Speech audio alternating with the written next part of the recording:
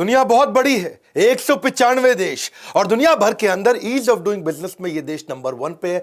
Corruption में ये दुनिया में तीसरा लीस्ट करप्ट यानी कि ऑनेस्ट कंट्री है। फ्यूचरिस्टिक प्रोग्रेसिव थिंकिंग में वर्ल्ड में नंबर 4, सेफ महसूस कराने में वर्ल्ड में नंबर 5, फॉरवर्ड थिंकिंग सोसाइटी में वर्ल्ड में नंबर 5, हायर एजुकेशन के अंदर दुनिया में 6ठे रैंक पे है, इनोवेशन या फर्स्ट मूवर के अंदर दुनिया में 7वें रैंक पे है, कल्चर तो इसका दुनिया में 9वां सबसे अच्छा यानी कि 195 देशों में हंगामा मचा चुका है, लायन अमंग द लीडर्स। अगर मैं इसको इंडिया के आंकड़ों से कंपेयर करूं, आप भी दुखी हो जाओगे, मैं भी दुखी हो जाऊंगा। इतने निराशाजनक है कि दिल टूट जाएगा कि इंडिया कहां पे है, सिंगापुर कहां पे है। 1965 में दुनिया का सबसे बड़ा कूड़ादान, जो दुनिया का सबसे बड़ा स्लम था, आज पूरी दुनिया में अपना परचम फैला चुका है।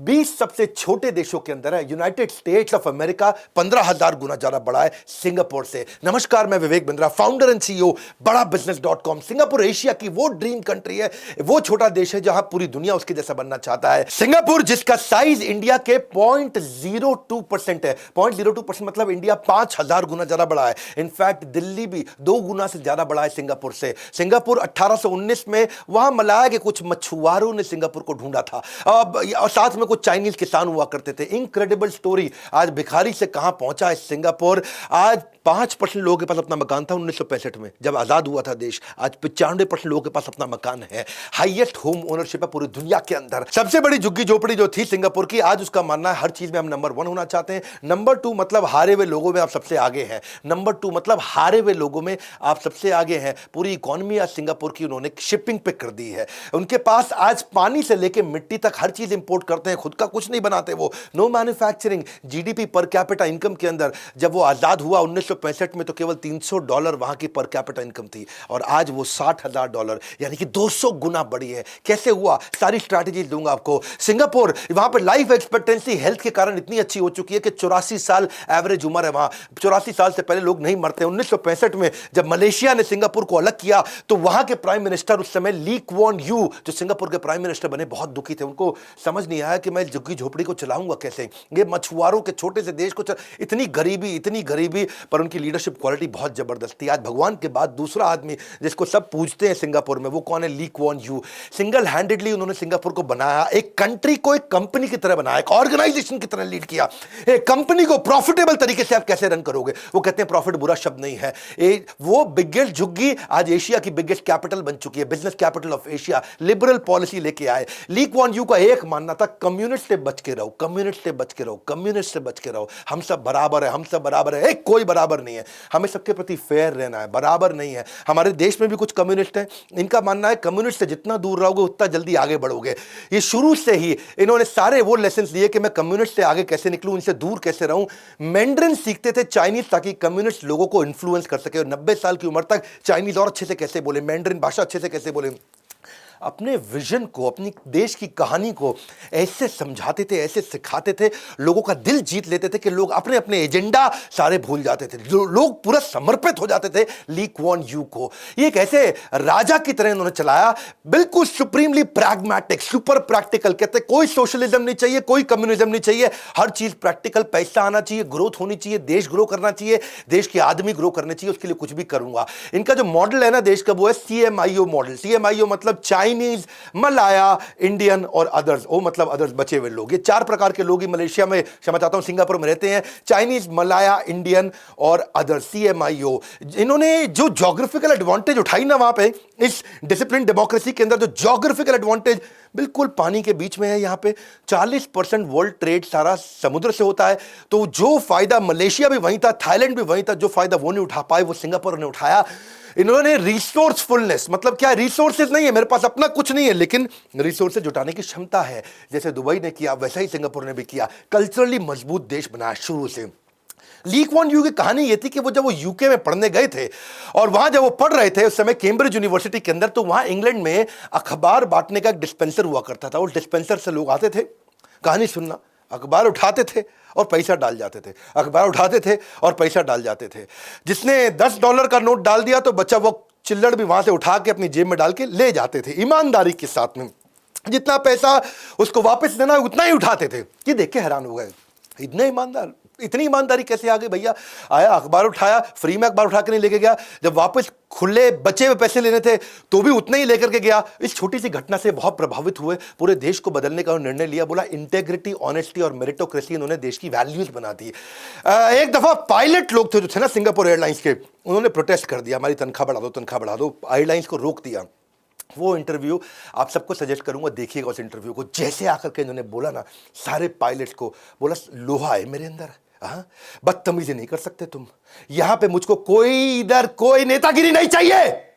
इतना तेज उनके ऊपर चिल्लाया और उनको बोला तुम्हारा वो हाल कर दूंगा पायलट्स, मैं बता रहा हूं तुम्हें, यहां इस देश में क्या दुनिया में कोई नौकरी दे के दिखा दे, मैं फाड़ दूंगा तुमको, बता रहा हूं तुरंत इसको खत्म करो, नौकरी पे जाओ और उसके बाद बात करो, तब अपना आर्ग्यूमेंट प्रेजेंट करो, ईमेल पे लिखो मेरे को, तब बात करूंगा। अगर ऐसे काम किया दुनिया से डबल तनख्वाह पे, ट्रिपल तनख्वाह पे सारे पायलट ले आऊंगा, तुम सबको खत्म कर दूंगा और एयरलाइंस 5 दिन में वापस चालू कर दूंगा। Get the people of Singapore, help me teach you a lesson you won't forget. And I'm prepared to start all over again or stop it. Get back to work, restore discipline, then argue your case. They know that I'm prepared to ground the airline. They know that I can get the airline going again without them. सारे pilot घबरा गए। 55 minute के अंदर, लगभग 60 minute के अंदर, 1 घंटे में उनका सारा प्रोटेस्ट खत्म हो गया। कोई हड़ताल नहीं, कोई नारेबाजी नहीं। यहां पे क्या हमारे देश में रूलिंग पार्टी के अगेंस्ट अगर कोई प्रोटेस्ट करे, ऑपोजिशन पार्टी आके साथ में बैठ जाती है। आजकल तो बहुत प्रोटेस्ट हो रहे हैं, नाम नहीं लूंगा मैं किसी टिकैत का। यहां पे कल्चरल वैल्यू इन्होंने इतनी जबरदस्त कर दी जी, क्या कहते हैं, रिस्पेक्ट फॉर एल्डर्स, सबको सम्मान करो, सबको रिस्पेक्ट करो। इनके देश में एक सिस्टम अलग है, मेरी बात सुनना जरा। क्या सिस्टम है? आपके घर में सिखाते हैं घर को गंदा मत करो, घर में कूड़ा मत फैलाओ, घर को साफ रखो, घर में चोरी मत करो। ये देश के लिए सिखाते हैं। देश में कूड़ा मत फैलाओ, देश को गंदा मत करो, देश को साफ रखो। जो चीज यहां पे आपको घर के लिए सिखाई जाती है वो चीज वहां देश के लिए सिखाई। इनके देश में कुछ गंदा नहीं करता कोई आदमी। अगर आपको भी अपने देश को बदलना है तो पूरी जनरेशन लग जाती है, पूरी जनरेशन जब सिखाएगी तब जाके पूरा बदलता है। पर ये क्यों बदले? क्योंकि ये गवर्नमेंट के साथ खड़े रहते हैं। One language, pro government, solidarity, पूरी गवर्नमेंट के साथ रहते हैं। अलग अलग बात वहां कोई नहीं करते, जो गवर्नमेंट ने बोला उसको मानते हैं, गवर्नमेंट को बहुत सिंसियरली मानते हैं, वैल्यू करते हैं अपने कल्चर को। इनके देश में अगर कोई पेन रख के चला जाए बस की सीट पे तो सब इज्जत करेंगे, भैया कहां किसी का पेन रखा है, वो आने वाला आके बैठेगा। हमारे देश में कोई पेन रख के चला जाए सीट पे तो पेन भी गया, सीट भी गई। यहां कोई आप कोई म्यूजिक नहीं बजा सकते रात के समय, किसी को तंग नहीं कर सकते, आप कोई ऑब्सीन चीजें नहीं बेच सकते, यहां पे कोई फालतू गाने नहीं गा सकते, किसी और का वाईफाई इस्तेमाल कर लिया 3 साल की जेल है। यहां पे इतना डिसिप्लिन अच्छे से बिल्ड किया, सेल्फ डिसिप्लिन है। रात को आप शोर नहीं मचा सकते, $5000 का फाइन है। क्लीनलीनेस का, सफाई का कीड़ा है। अगर आपने कहीं पे भी कोई टॉयलेट को फ्लश नहीं किया तो $500 का फाइन लग जाएगा। सिंगापुर के अंदर अगर किसी लिफ्ट में वहां पे किडनी फिल्टर्ड वाटर यानी कि सुसु को स्मेल करने के यंत्र लगा रखे हैं। कोई शैतान लड़का अगर सुसु करने की कोशिश करता है लिफ्ट के अंदर तो लिफ्ट वहीं ब्लॉक कर देगी, उसको बंद कर देगी, तब खुलेगी जब पुलिस आएगी। और उसके बाद सीधा उसको बहुत बड़ा फाइन लगाते हैं उसके ऊपर, आप कोई थूक नहीं सकते। $5000 का, क्षमा चाहता हूं, $500 का फाइन है। स्मोकिंग पब्लिक व्हीकल में नहीं कर सकते, $1000 आपका लग जाएगा। कूड़ा फैलाया तो तेरा गेम ओवर भैया, तेरे को ऐसा टी शर्ट पहनाएंगे कि मैं कूड़ा फैलाने वाला हूं और उसके बाद तेरे से पूरा सिंगापुर, पूरा देश तेरे से साफ कराएंगे। ब्राइट ग्रीन कलर की ग्लोइंग टी शर्ट पहनाते हैं, उसको बनियान पहनाते हैं, आई एम अ लिटरर, यानी कि मैं कूड़ा फैलाता हूं। उसको इतना जलील कर देते हैं देश के अंदर, जिंदगी में दोबारा सपने में कूड़ा नहीं फैलाता है। या पब्लिक के अंदर आप ट्रांसपोर्टेशन के अंदर जाकर के कुछ खा पी नहीं सकते हैं, बदबू फैलती है उससे। च्युइंगम खाया तो तू जेल जाएगा। च्युइंगम ना बेच सकते ना खा सकते हैं, क्योंकि लोग च्युइंगम कहीं चिपका देते थे पहले, उससे देश गंदा होता था। 2 साल की जेल है वहां पे, $1,00,000 का फाइन है च्युइंगम बेचने पे। गवर्नमेंट पॉलिसी को लोग फॉलो करते हैं वहां पे, आप गवर्नमेंट को आप क्रिटिसाइज नहीं कर सकते हैं, सीधा जेल जाएंगे लोग। हिप्पी कल्चर से ली कुआन यू को बहुत खुंदक थी, बोला आदमी का बाल नहीं बड़ा करने देंगे हम बिल्कुल भी। या मेरा कैमरा मैन उसके बाल देखो बड़े, तू तो जेल जाएगा, तेरे को बता रहा हूं मैं। तो इसलिए कह रहा हूं मैं कि बाल बड़े नहीं करने देते वहां पे। वो क्या कहते हैं कि गवर्नमेंट से अगर आपको रात को नाचने गाने का परमिट चाहिए तो परमिट मिलेगा, नहीं मिल भी गया तो तू बहुत मुश्किल से मिलेगा। आप ये नहीं कि सड़क पे कहीं भी, जैसे हमारे यहाँ है कि भैया हाथ देते हुए ट्रक को पार कर रहा है, रुक तू रुक, मैं सड़क पार कर रहा हूँ, रुक नहीं रहा, मैं सड़क पार कर रहा हूँ। वहाँ कोई सिस्टम नहीं है, इसको बोलते हैं जे वॉकिंग। तेरा $1000 का फाइन है, 3 महीने की जेल है। जब तेरी जेब्रा क्रॉसिंग पे ग्रीन लाइट होगी तभी तू चल के जाएगा। ऐसा कोई सिस्टम नहीं, इंटरफेयर नहीं कर सकते आप पब्लिक ट्रैफिक में, आप पब्लिक प्रॉपर्टी के साथ भी नहीं कर सकते। सेम सेक्स रिलेशनशिप, गे, लेस्बियन अभी तक वहां बिल्कुल अलाउड नहीं है। वहां पे आप अगर हाँ आपके पास ड्रग्स है तो ना आपको जेल होगी ना आपको फाइन होगा, उस पर सीधा फांसी होगी। उस पर सीधा ड्रग्स के मामले में कहते हैं कोई जेल नहीं, कोई फाइन नहीं, सीधा फांसी है आपको, कैपिटल पनिशमेंट बोलते हैं उसको। आप अगर ड्रग्स उनके देश में कंज्यूम करके चले गए तो भी गेम ओवर। ऑब्सीन मटेरियल नहीं बेच सकते, पोर्नोग्राफी नहीं बेच सकते, वहां पे घर पे भी तू नंगा नहीं घूम सकता, तेरी फोटो खींच ली ना खिड़की से किसी ने, तुझे जेल हो जाएगी। ग्राफिटी यानी कि सड़कों पर आप पेंट नहीं कुछ भी कर सकते। फाइन के साथ साथ वहां पे वो केनिंग यानी कि डंडों से पेलते हैं, वहां डंडों से मारना, पीछे सूद देते हैं, इतना सूदते हैं, इतना मारते हैं, उसके वो उनके लिए लीगल है वहां पे। करप्शन इम्पॉसिबल है, likelihood gold down, LGD likelihood gold down. वहां क्यों? क्योंकि इतना एजुकेशन पे फोकस है, इतना एजुकेशन पे फोकस है, वहां के सारे मिनिस्टर पूरी तरह एजुकेटेड, जबरदस्त एजुकेटेड है, उनको तनख्वाह सीईओ के बराबर मिनिस्टर को तनख्वाह देते हैं। कहते हैं कि भैया तेरी मिनिस्ट्री में अगर ग्रोथ आ जाए तो जो प्रॉफिट का शेयर भी दे दूंगा। मॉनिटरी नॉन मॉनिटरी रिवॉर्ड देते हैं अगर कोई ईमानदारी दिखाता है, इसलिए वहां कोई मिनिस्टर, कोई करप्शन नहीं है। करप्शन के मामले में एकदम जीरो करप्शन, दुनिया में टॉप रैंक कर गया करप्शन ना होने के मामले में। वैल्यू और कल्चर इतना सिखा दिया, बचपन से ही एजुकेशन में इतना सिखा दिया। आप देखो ना, मैंने आपको बताया कि घर में रहते थे तो घर में बोलते थे आपको कि भाई तू घर साफ कर, यहां क्या बोलते हैं देश साफ कर। यहां कभी किसी ने बोला हमारे देश में कि जाके देश साफ कर या सड़क साफ कर, सब बोलते थे कि भैया घर साफ कर, किचन साफ कर, बेड साफ कर। वहां पे इतनी वैल्यू डाल दी है, करप्शन चली गई है। मिनिमम एजुकेशन क्राइटेरिया है वहां पॉलिटिक्स में आने के लिए, इतना कॉम्पेंसेशन है कि likelihood goes down, LGD likelihood goes down. कैसे करप्शन करेगा?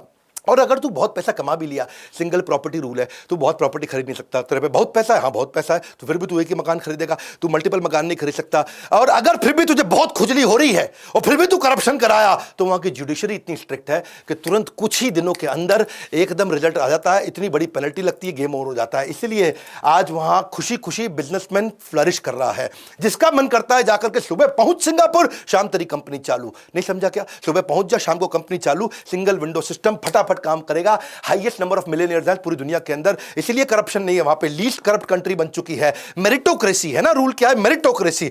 जो मेरिट पे है वही आगे जाएगा। कोई जाति वाति का चक्कर नहीं है, कोई रिजर्वेशन का चक्कर नहीं है। किसी को हायर करना, नौकरी पर रखना, कोई नई पॉलिसी बनानी है, कोई किसी को तनख्वाह देनी है, किसी को तनख्वाह बढ़ानी है, किसी को एडमिशन देना है, किसी का एग्जामिनेशन है। नो करप्शन, सब कुछ मेरिट पे है। तेरे में दम है तो तू आगे जाएगा। तो किसी जात का, किसी धर्म का, किसी लिंग का, किसी देश का क्यों ना हो। रिजर्वेशन का मतलब है एंटी प्रोग्रेसिव, जो आदमी में दम है उसको आगे नहीं जाने देते। इंडियन सिस्टम क्या पूरी तरह ऑपोजिट है मेरिटोक्रेसी की। मेरिट पे नहीं चलाते यहाँ पे, यहाँ कास्ट, रिजर्वेशन और नेपोटिज्म पे चलता है सब कुछ। बिल्कुल उसके चक्कर में क्या, डॉक्टर गलत आता है तो वो एनेस्थीसिया गलत दे देता है, एनेस्थीसिया गलत देता है तो बेचारा कम एनेस्थीसिया दिया तो पेशेंट एक बेचारा ऑपरेशन के बीच में खड़ा हो गया। हाँ जी क्या हो रहा है जरा बताओ, जरा ऑपरेशन चल रहा है मेरा, है जी, उसको एनेस्थीसिया कम दिया, एक को एनेस्थीसिया ज्यादा दे दिया, उसका ब्रेन डैमेज हो गया। कितने बारी ऐसा होता है कि सर्जिकल इक्विपमेंट अंदर ही छोड़ के आ जाता है। सिजेरियन करते वक्त कभी कॉटन अंदर छोड़ देता है डॉक्टर, कभी बाएं पांव का करना था ऑपरेशन, दाएं पांव का कर दिया। एक बेचारी बूढ़ी महिला 60 साल की, उसको पानी पिलाना था, एसिड पिला दिया। अब ऐसे डॉक्टर का आप क्या करोगे? हैं जी, अंदर सुई छोड़ करके आ गया। कॉम्पिटेंट टीचर नहीं बन पाते हैं जब ऐसा रहता है। मेरिटोक्रेसी उनके देश की वैल्यू है। पूछा था किसी ने ली कौन यूज है, तुझको इंडिया दे दें तू क्या करेगा? तूने सिंगापुर तो खड़ा कर दिया। बोला मेरिटोक्रेसी, इंटेग्रिटी यानी कि ईमानदारी, और उसको आगे बढ़ाऊंगा जिसमें दम है। हैं जी, वो क्या इंडियन टीचर क्या करे, स्पेलिंग बता रहा है, DANGEROUS, डंगर्स। डेंजरस को बता रही डंगर्स हैं जी। नेचर को बता रही नुटूरे फुटूरे। भाई वो देश कैसे तरक्की कर सकता है जहां लोग अपने आप को पिछड़ा साबित करने में लगे हुए हों? अरे बिल्कुल मेरिट मेरिट मेरिट, इनका रूल मेरिट है। बोला हम सब बराबर नहीं है, जो ज्यादा कॉम्पिटेंट आगे जाएगा, एजुकेशन ज्यादा, कॉम्पेंसेशन ज्यादा है। ट्रांसपोर्टेशन का भी सिस्टम इन्होंने बड़ा अच्छा बना दिया। वो क्या कहते हैं 8 वर्सेस 60, 8 वर्सेस 60 मतलब 2 गाड़ी में 8 लोग आएंगे, 2 गाड़ी का बराबर जमीन में जगह एक बस घेरती है, उसमें 60 लोग आएंगे। 2 गाड़ी में कितने बैठेंगे? एक गाड़ी में 4, एक गाड़ी में 4, 2 गाड़ी आगे पीछे खड़े करोगे तो बस के बराबर साइज हो गया। तो बोला बस में जाना, तू बहुत पैसा है तेरे पे, हाँ तो तेरी गाड़ी महंगी कर देते हैं। अभी इतनी महंगी कर दी, इतना टैक्स लगा दिया गाड़ी में, दुनिया में सबसे महंगी गाड़ियां वहां कर दी। बोला जरा गाड़ी मत खरीद, तू तेरे खरीदने नहीं देंगे गाड़ी, और तू खरीद भी लिया तो फिर भी तेरे पे इतना फाइन लगाते रहेंगे, तेरा मन ही ना करे गाड़ी चलाने का। 8 वर्सेस 60। बोला बस में जाओ, पब्लिक बस को बढ़िया बना के देंगे, तुमको ऐसी बना के देंगे, टाइम से आएगी बस, टाइम से जाएगी, मजा आएगा एयर कंडीशन बस के अंदर। क्योंकि 8 वर्सेस 60, 2 गाड़ी में 8, एक बस में 60, जगह बराबर घेरते हैं। इन्होंने सिस्टम बनाया कॉम्पेंसेशन का, ऐसे बढ़िया तनख्वाह दो। एजुकेशन के मामले में वर्ल्ड में नंबर 3, एशिया में नंबर 1, और एजुकेशन के आउटकम के मामले में वर्ल्ड में नंबर 5। तो भैया यहां पे सिंगापुर में मैंडेटरी कर दिया एजुकेशन पूरी, और साथ में एजुकेशन खुद भी उसको स्पॉन्सर करती है सरकार भी। और उसके बाद देश छोटा है तो कहते हैं भाई मिलिट्री में भी जाना पड़ेगा, हर आदमी को 2 साल के लिए मिलिट्री में जाना पड़ेगा। तो ये इनका मामला मानना बिल्कुल सिंपल है कि आईपी प्रोटेक्शन, किसी किसी ने कोई बढ़िया इंटेलेक्चुअल प्रॉपर्टी बना दी, उसको कोई कॉपी ना कर पाए, तो वर्ल्ड में नंबर 2 हो चुके हैं। इजराइल वर्ल्ड में नंबर 1 है, उसके बाद है ये वर्ल्ड की सबसे कॉम्पिटिटिव कंट्री के नाम पे आता है वर्ल्ड के अंदर नंबर 1। फीमेल 95% पढ़ी लिखी, मेल 99% पढ़े लिखे। मुद्दा बड़ा सिंपल है भैया, रूल है यहाँ पे एजुकेशन प्लस कॉम्पनसेशन। तू बढ़िया पढ़ाई कर, तुझे बढ़िया तनख्वाह देंगे। पैसा प्लस पढ़ाई, एजुकेशन प्लस कॉम्पनसेशन, पैसा प्लस पढ़ाई, सिंगापुर की शान बढ़ाई। मेरा मुद्दा समझो, देखो जब अगर किसी को एजुकेट कर दोगे बहुत इंडिया में और उसको तनख्वाह अच्छी नहीं दोगे तो विदेश भाग जाएगा। दूसरा, एजुकेशन नहीं दोगे, तनख्वाह दे दोगे तो वो धोखा देगा, गलती करेगा, नॉलेज नहीं है चोरी करेगा। तीसरा, ना एजुकेशन दोगे और ना कॉम्पनसेशन दोगे, ना एजुकेशन दोगे ना तनख्वाह दोगे तो फिर वो क्या करेगा वो मैं नहीं बताऊंगा वो क्या करेगा, वो आपको मालूम है क्या करेगा। है जी, यहाँ की मीडिया इन्होंने कंट्रोल कर दी। बोले मीडिया तुम वो दिखाओगे जो हम बताएंगे, बिल्कुल ब्रेन वॉश नहीं करोगे। नॉनसेंस फालतू न्यूज़ नहीं चलेगी यहाँ पे, यहाँ केवल न्यूज़ चलेगी पॉजिटिविटी की। लोग अगर सुबह न्यूज़ चैनल देखें तो इतना मोटिवेट हो जाए, इतना पॉजिटिविटी और ऑप्टिमिज्म आ जाए इनके यहाँ पे। केवल न्यू डेवलपमेंट, न्यू टेक्नोलॉजी, उसी के बारे में बताएंगे, देश की प्रगति के बारे में बताएंगे। ऐसा हमारे इंडिया जैसा न्यूज़ नहीं है यहाँ पे। चैन से सुना है तो जाग जाइए, सन्नाटे को चीरती सनसनी, वही सब नॉनसेंस चला रहा है यहाँ पे। ईज ऑफ डूइंग बिजनेस में आगे बढ़े। फॉरेन एड नहीं चाहिए इनको रियल ट्रेड चाहिए। Foreign add versus real trade. New Zealand के बाद आज वर्ल्ड में नंबर 2 पे है ये। क्यों? क्योंकि ये गेटवे बन चुका है इंटरनेशनल कंपनीज के लिए सिंगापुर में आकर के धंधा करने के लिए। सिंगापुर ने इतना फ्लेक्सिबल बना दिया अपने आप को। लेकिन इंडिया क्या है, ईज ऑफ डूइंग बिजनेस में 63वें रैंक पे। चलो वो फिर भी ठीक है, पिछले साल 77 पे थे, इस साल 63 पे है। लेकिन ईज ऑफ स्टार्टिंग बिजनेस में हम 136वीं रैंक पे। आज अगर दिल्ली में तेरे को रेस्टोरेंट खोलना है ना तो तेरे को 45 डॉक्यूमेंट चाहिए, 26 में से 1 लाइसेंस के लिए दिल्ली पुलिस से। तुझे अगर बंदूक खरीदनी है तो 19 डॉक्यूमेंट में चल जाएगा। यानी कि देश में बंदूक खरीदना आसान है, रेस्टोरेंट खोलना मुश्किल है। Ease of starting business. मैंने गडकरी जी के साथ एक इंटरव्यू किया था, उस वीडियो को देखना। मैंने बोला आपको गडकरी जी कि इस पर बहुत काम करना जरूरी है। अच्छा देश क्या है जहां लीडरशिप अच्छी हो। यहाँ पे इनके 63 आइलैंड है सिंगापुर के छोटे छोटे, जो किसी काम के नहीं, ना पानी, ना जन, ना जीवन, ना जात, ना कुछ नहीं है वहां पे। ना अपना कोयला, ना अपना तेल, ना अपनी गैस, ना अपना लकड़ी, ना अपना एग्रीकल्चर, ना अपना मिनरल, ना अपना मेटल, अपना कुछ मैन्युफैक्चर नहीं करते। पूरी इकोनॉमी सर्विस बेस्ड कर दी इन्होंने। कहा छोटा देश है, यहां कहां मैन्युफैक्चरिंग सेटअप लगाएंगे, इसको सर्विस क्यों बनाते हैं। पूरा फ्यूचर ठीक करने के लिए आपको डिसीजन तो आज ही लेना पड़ेगा। सारे नेचुरल रिसोर्स इनके कहते हैं मेरे पास कुछ नहीं है, मेरे पास एक ही रिसोर्स है, इंसान। इंसान को ताकतवर बना दो। ये कहते हैं मेरा एक ही नेचुरल रिसोर्स है, पीपल। पीपल को इतना बढ़िया बना दिया कि कोई सिंगापुर के देशवासी छोड़ के नहीं जाता है, सिंगापुर छोड़ के जाएगा ही नहीं। ये सर्विस इंडस्ट्री का हब बन गया है आज। माइस यानी कि माइस को मतलब क्या होता है, मीटिंग, इंसेंटिव, कॉन्फ्रेंस और एग्जीबिशन। ये यानी कि जो भी कॉन्फ्रेंसेस दुनिया में होती हैं, एग्जीबिशन दुनिया में होती हैं, उसके लिए दुनिया में 3 ही सबसे बढ़िया शहर है। कौन से 3 शहर हैं? सबसे बढ़िया शहर है लंदन, न्यूयॉर्क और सिंगापुर। दुनिया में 3 ही शहरों में लोग सारी कॉन्फ्रेंसेस करते हैं। इंटरनेशनल कॉन्फ्रेंस के लिए इसका बहुत नाम हो चुका है। दुनिया का नंबर 1 एयरपोर्ट, चांगी एयरपोर्ट उन्होंने सिंगापुर में बना दिया। हेड ऑफिस सारी बढ़िया बढ़िया कंपनीज का ये सब ली क्वान यू ने किया। भैया उसका मतलब क्या है? वो क्या कहता है कि मुझे फर्स्ट टाइम राइट करना है, हर चीज को फर्स्ट टाइम राइट करना है। कंक्लूजन क्या है? वो कंट्री जिसके पास कुछ नहीं था, वो कंट्री जहां पे केवल एक लीडर था, ली क्वान यू, झुग्गी झोपड़ी को बनाया जिसने। जाके स्टडी करना ली क्वान यू के बारे में। हाँ, नीचे मैं आपसे जानना चाहता हूं कि आप हमारे देश के लीडर्स को क्या मैसेज देना चाहते हैं। मेरे लिए भी क्या मैसेज है आपका, ये वीडियोस कैसे लगे, नीचे जाकर के आप मैसेज दीजिए। क्या लर्निंग है आपकी, आके दिल से आपके कमेंट को लाइक करूंगा। किसके ऊपर नया वीडियो बनाना चाहते हो कि मैं बनाऊं? मैं आजकल तो बहुत वीडियोस बना रहा हूं, हाई क्वालिटी वीडियोस दे रहा हूं, वो वीडियोस दे रहा हूं जिससे मैं देश का नया कैरेक्टर बिल्ड कर सकूं। मेरे को भी जब वीडियो देखना है तो अपनी वीडियो देखता हूं। मैं वो हलवाई हूं जो अपने दुकान की मिठाई खाता हूं। मुद्दा बड़ा सिंपल है, वीडियो को शेयर करना है आपको। पढ़े हो किस चक्कर में, कोई नहीं है टक्कर में, विनम्रता के साथ हाथ जोड़ के। और हां, अगर आप भी अपना बिजनेस बिल्ड करना चाहते हो, हमने अलादीन का चिराग लाइफ टाइम मेंबरशिप शुरू किया, उसके बारे में जरूर पता कर लीजिए। बिजनेस की शुरुआत में आपको बहुत कुछ रिसोर्सेज चाहिए, बहुत सारी हेल्प चाहिए आपको। कई तरह के डॉक्यूमेंट, पॉलिसी, चेकलिस्ट चाहिए होते हैं आपको। कई तरह के टेम्पलेट, स्ट्रैटेजीज, मॉडल शीट्स चाहिए होती हैं आपको। कई तरह के कॉन्ट्रैक्ट, एग्रीमेंट, फॉर्म्स, हैंडबुक, बहुत कुछ चाहिए रहता है। वो सब अवेलेबल मैंने कर दिया है। सारे वीडियो, सारी केस स्टडीज, सारी एक्सरसाइज, सारे क्वेश्चनर्स, सारे टेस्ट, सारे असाइनमेंट, सारी स्ट्रैटेजी शीट्स, वो सब मैंने आपको रेडी करके दे दिया है। लाइफ टाइम मेंबरशिप, जिंदगी भर मेरे जीवन के सदस्य बन जाओ। Combined earning with combined learning, IBC या लाइफ टाइम मेंबरशिप पता करो बोर्ड लाइन नंबर पे। फिर याद कराऊंगा सिंगापुर के वीडियो को, सबको शेयर करो। यू नेवर नो क्या क्या लीडर बन सकते हैं। ये कहानी है एक ऐसे देश की जो रैग्स टू रिचेस। लाइक करके मेरा उत्साह बढ़ाइए। कमेंट बॉक्स पे आ रहा हूं आपसे मिलने के लिए, हमारे साथ जुड़े रहने के लिए, हर बार वापस आके वीडियोस को देखने के लिए, वर्ल्ड का नंबर 1 एंटरप्रेन्योरियल यूट्यूब चैनल बनाने के लिए आप सबका हृदय की गहराइयों से प्रेम पूर्वक धन्यवाद।